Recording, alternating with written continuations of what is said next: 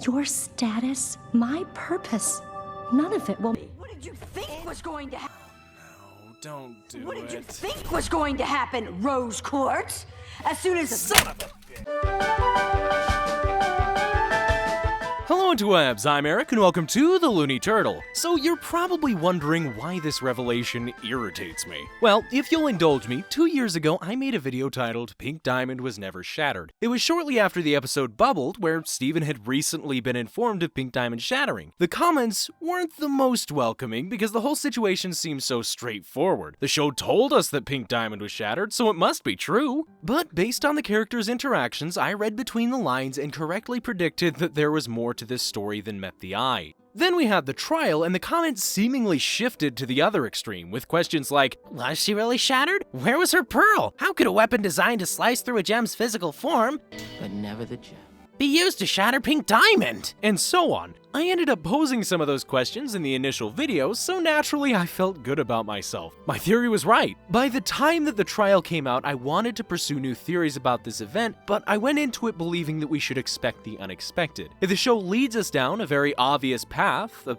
very obvious conclusion, don't trust it, because just like in Bubble, the writers might have a more elaborate idea in mind. So naturally, I knew about, but ultimately ignored, and to a lesser degree tried to disprove, the Rose is Pink Diamond theory. Why? It ended up being true, didn't it? Yes, and looking back, there are some very clear parallels between these characters, ranging from their interests in humans, how Rose was able to evade the other diamonds for so long, and most importantly, that Rose Quartz was a very mysterious character and had a Pearl sidekick ever since the beginning of the rebellion. In hindsight, I could have easily made a theory about this subject with my hands tied behind my back, but it seemed more rewarding to pursue the unexpected theories, because after Bubbled, the show kind of set the precedent that we should expect what they aren't outright telling us. But the more I think about it, the more I'm reminded of the Equestria Games. That's not from this show, is it? Nope, but you don't need to know the show very well to understand what I'm about to discuss. The Equestria Games was an episode of My Little Pony that was initially met with a lot of disheartened critics. I made a video about why this might be, and you're welcome to view it at this link, but to sum up my thoughts, the Equestria Games was an event that was built up for around a year. There were only 4 or 5 episodes in between its introduction and its finale. This episode was only ever mentioned in the show a couple of times, but the Bronalysis community tore apart each and every one of the episodes in a matter of days. We knew what was coming, we knew what to expect, but with the amount of time that the writers took to finally release the Equestria Games episode, the fandom kind of built up their expectations to something that was never planned in the first place. When the Equestria Games came out, it was exactly what the fandom should have expected from My Little Pony. A friendship moral. But the fandom ranted and raved about how this episode was a Spike episode. This sidekick gets one of the biggest events, and why is it even called the Equestria Games when it's just a Spike episode? And so on the critiques came in.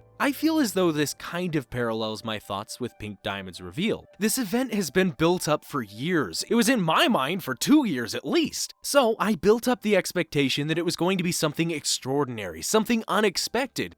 But it ended up being the most obvious thing for theorists, the same way it was with Garnet being a fusion. What? But her reveal was extremely unexpected. To the average viewer, but for the more analytical viewers, there was a fair amount of evidence pointing us in that direction. If you looked closely and paid attention to what was said, it was an easy theory, and it was an even easier theory when you have hindsight on your side. With Pink Diamond shattering, it was pretty obvious that we didn't get the full story, and with how much Rose and Pink shared, it's an easy conclusion that they were one and the same. But it wasn't the world-changing idea that I expected it to be. I had built up unrealistic standards, and so I, and likely many others, are unsatisfied with this result, and likely pulling at the strings to figure out what works and what doesn't work about this theory. With that being said, I'm gonna start rewatching old episodes to make some more theories about Steven Universe, among other shows, so feel free to share your thoughts in the comments below, and while you're at it, try ringing that bell to become a member of our Loonification squad today. And as always, I hope to see all of you in the next video.